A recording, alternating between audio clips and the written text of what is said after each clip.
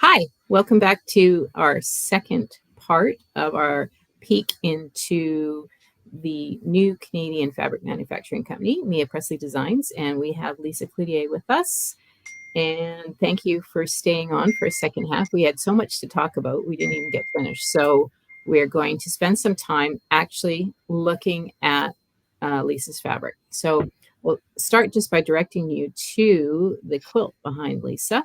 That is features her fabric line called Garden Walk. Yep. Is that correct?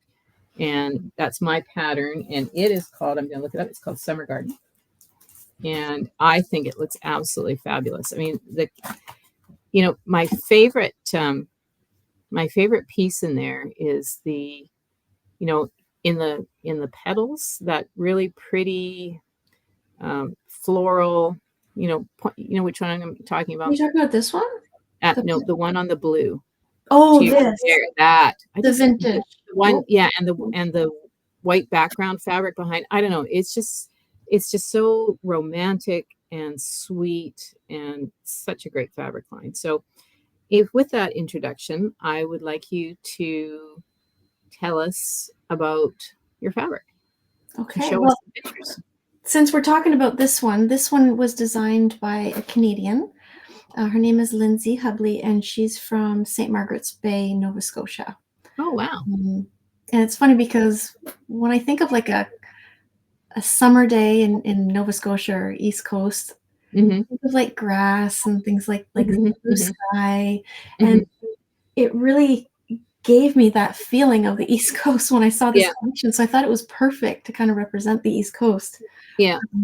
So yeah, I'm really pleased with how it turned out. My husband had a big hand in helping with these patterns. Yeah?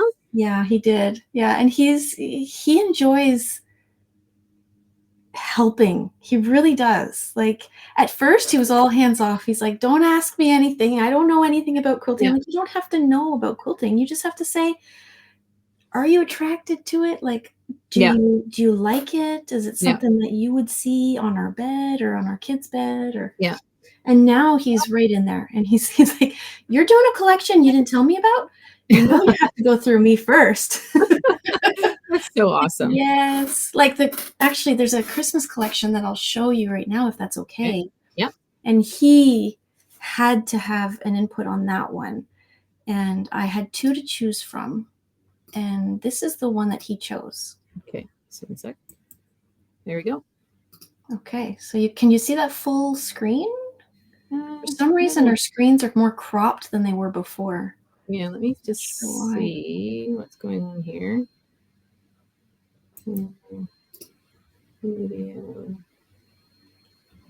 I can just scroll through it just so you can. Yeah, I've obviously done something wrong. I don't know. I didn't change anything, so I don't know why. Okay. So you can see the Santa here. Yeah. Okay.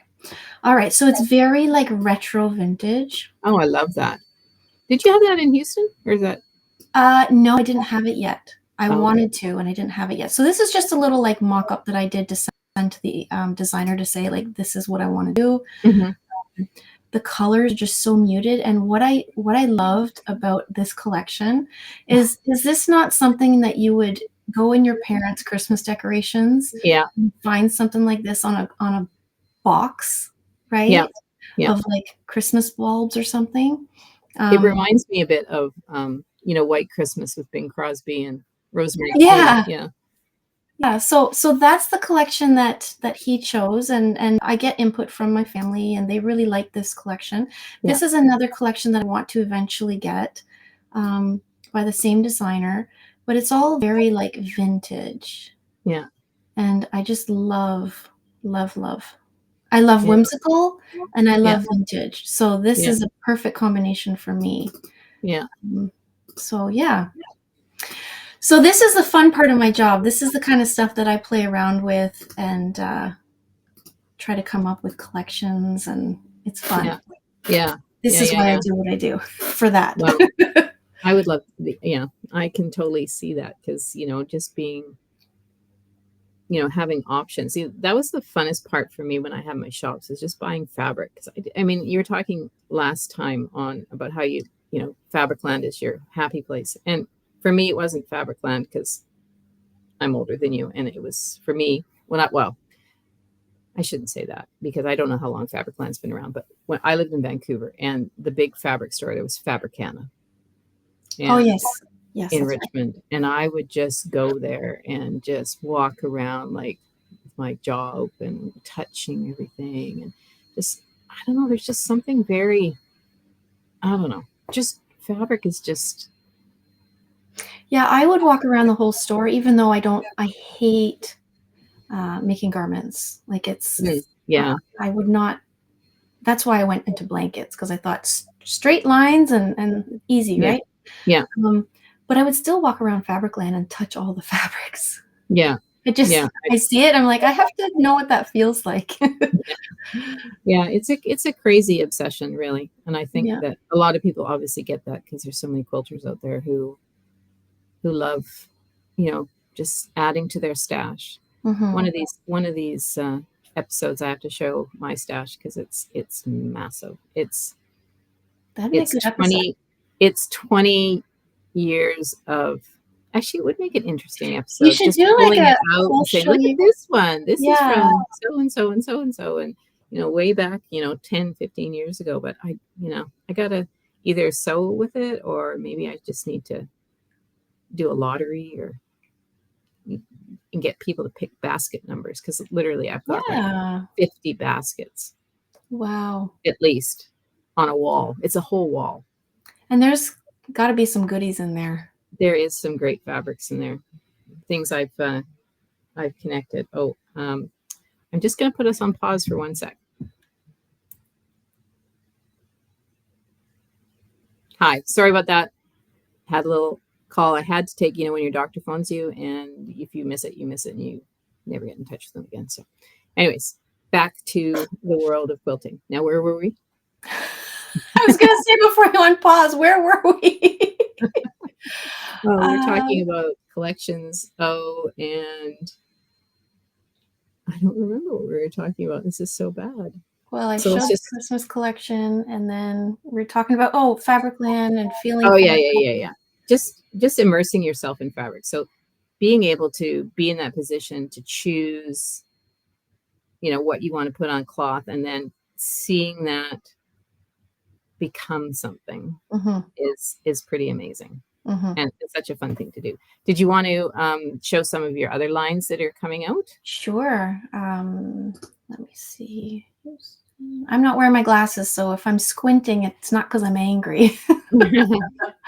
I don't know what it is with my eyes. If I don't wear my glasses, squinting doesn't help. I still can't see. So I got to wear my glasses. Okay. Pioneer Days. That's cute. No, this is. Okay. Let me start from down here. Okay. So this is Moonvale Mountain. This is from the UK artist. Mm-hmm. Very pretty. So these are the individual fabrics. So I'm not sure if you can see my mouse, but this is going to be a 43 by 43 panel. Uh-huh. Just because I just loved her artwork. Like it's so, I don't know if I can zoom in, but like it's all textures. That's basically what all of her work is. Like it's almost like what do you call it? It's almost like a collage kind of thing. Yeah. So I just fell in love with it. This, I was recommended to have it a little bit big to do like a border. So I think they're going to be about like 4 inches tall. I can't remember, but it'll be interesting because I've never done anything like that before. Yeah. I've never done panels before either. And then this is my super popular. Oh, I like that one too with the polar bear. This is actually how I found her. I went through probably 1,000 different paintings online, and this was something that she had online. Mm-hmm. And I reached out to her, and then we worked on the rest of the collection together. Together. She sent me stuff. I said yay or nay. That's the extent of working together. It's still collaborating. Yeah, and I'm coming out with blenders slowly because that's been a big thing. So the blenders are going to be coordinates to the collections. Oh, so that's what's on the side there. Yeah, so going forward. So, each collection that comes out, we'll add more, and we'll also add more patterns. But this is a very vibrant one from, again, the UK. This is funny. This is a pattern that I bought when I first started. Cost a lot of money, and my husband almost killed me for buying it without his approval. Then he didn't want me to print it because he didn't think it was going to sell. But he's not a quilter. He's not a crafter. He's a man. Because this one had a lot of feedback in Houston. A lot of people really liked it. So sometimes you can't listen to your husband. Yeah.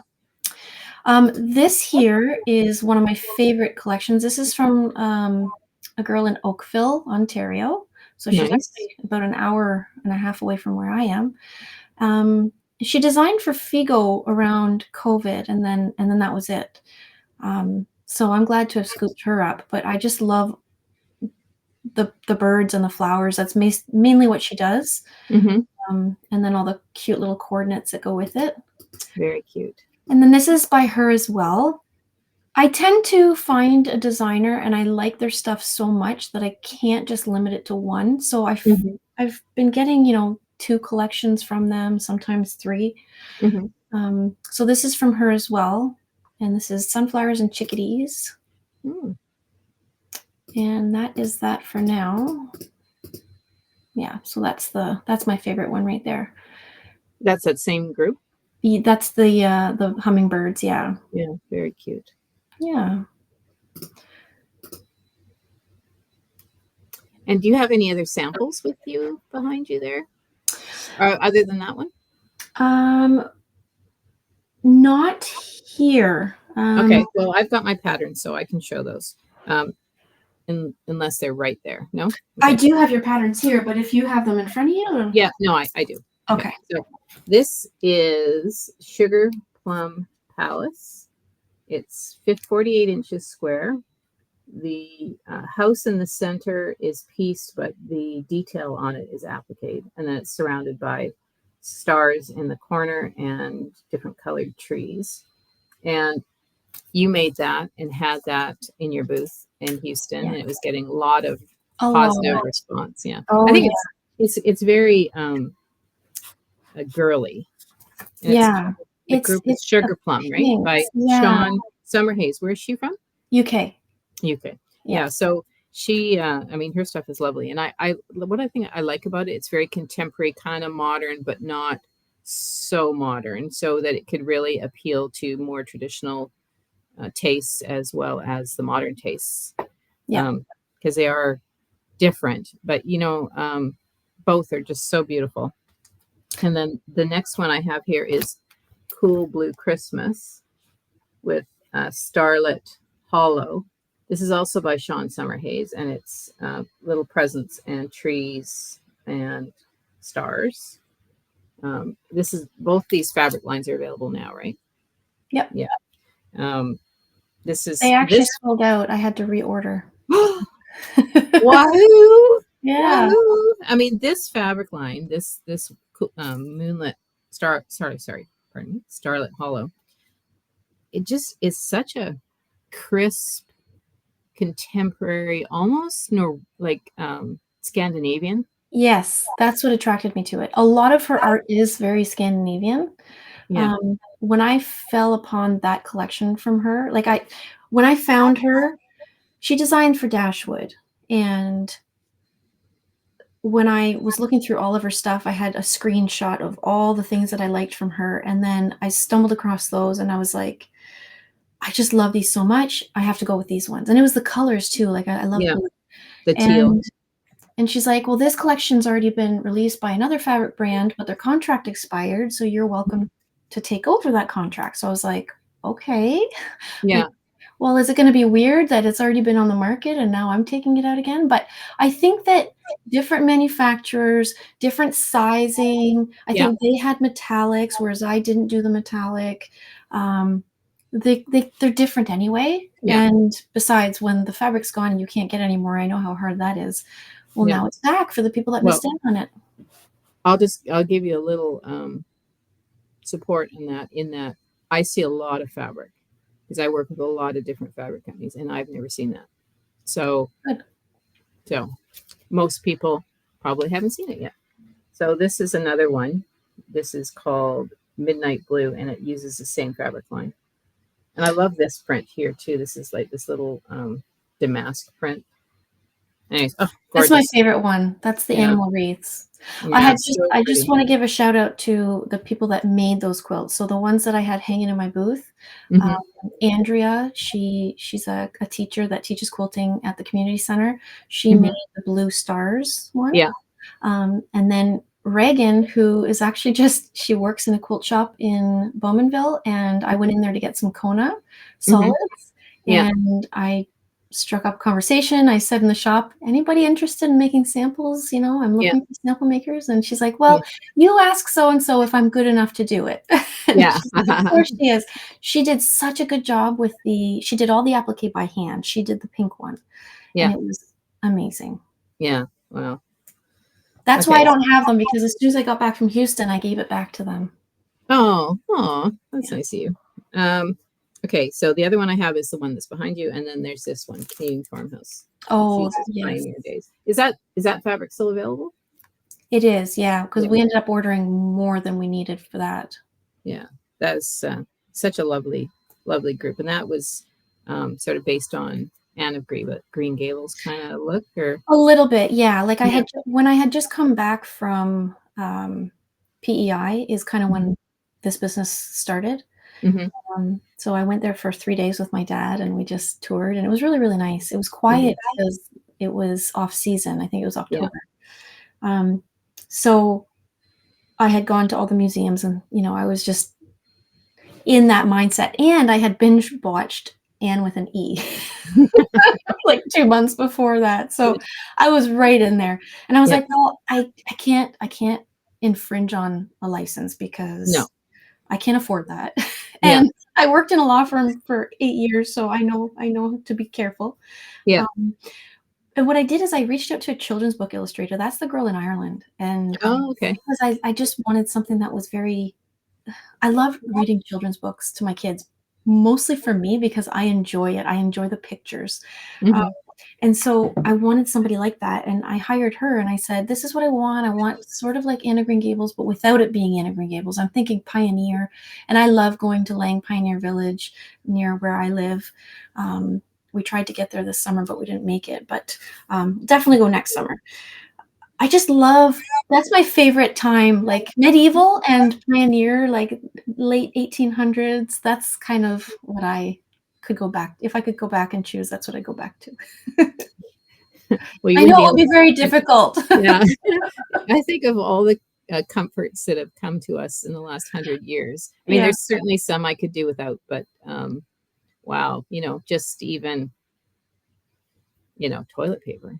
I know, Like, I know. I don't think about that stuff, and then when I start to think about that, I'm like, "Okay, wait, maybe I should rethink that." yeah. Well, simpler times and simpler values are good too.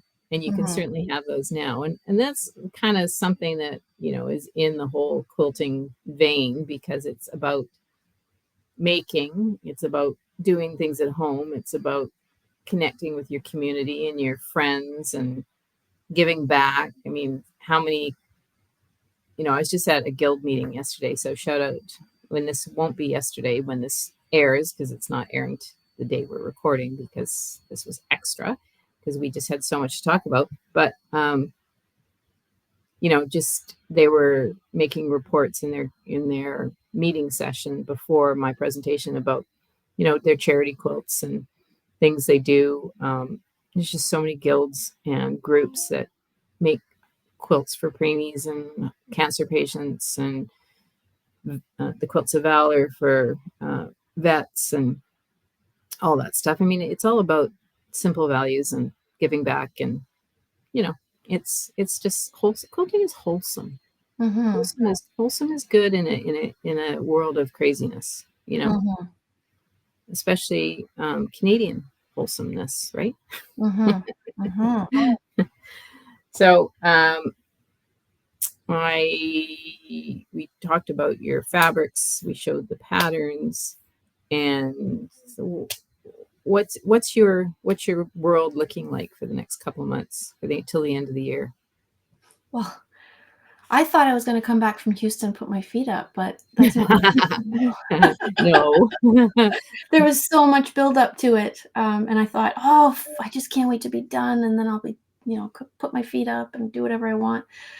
But that's not the case. I actually still have a lot to do. I really need to work on marketing. I Mhm. need to get a lot more sales reps. I've got Canada covered except for Quebec. So I need to find somebody there or else take it on myself. But I'm not a salesperson. I need somebody to do it for me. Yeah, but you speak French, don't you? I do speak French. I am French Canadian, but Yeah, I'm not comfortable speaking French. Like it doesn't come as naturally as it used to when I was younger. yeah, for sure. Because I've been living in an English community my whole life, and my ex-husband is French, and my two oldest children are French, first Hmm. language. Hmm. Went to all French school growing up. My daughter is actually she graduated. Now she's in college in Wow. Bowmanville. And then my three younger children, Mia and Memphis and Maverick, they are English and they do go to a French immersion school, but I don't know, they're just not picking up the French very well. And so we don't speak French at home. And so I'm not comfortable Yeah, speaking that well, but I will if I have to. I'll do my best. yeah. Well, it's nice that you can at least carry on a conversation, because Yeah, then if things go well in Quebec, then you can at least communicate with people, I can which is a communicate. benefit that a lot of other Canadians don't have.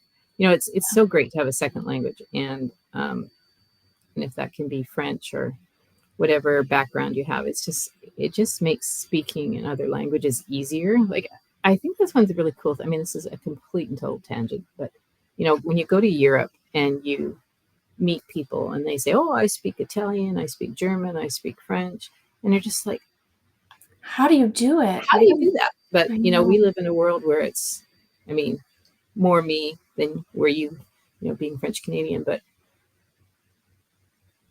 all we hear is either French or a multitude of other languages that are not taught in the school curriculum here. So you're just so used to English that Yeah. and unless you make a really concerted effort to learn another language. I mean, I took French, and when we go to France, I can pick up enough to be in a restaurant, go shopping, whatever. But man, I just kind of say it like this, it's like, and then I say the word, and they go, "No, I don't understand." And then I try and say it again. It's so funny. And then when I try and speak it with a French accent, this is such a tangent. My husband laughs at me. He says, "Oh, Let's hear it. yeah, I know, I know, I'm not." But he went to school in McGill, so Okay. um, he lived in Quebec for 4 or 5 years, whatever it was. So he had a lot of he has a lot of French, and he's quite comfortable speaking in French.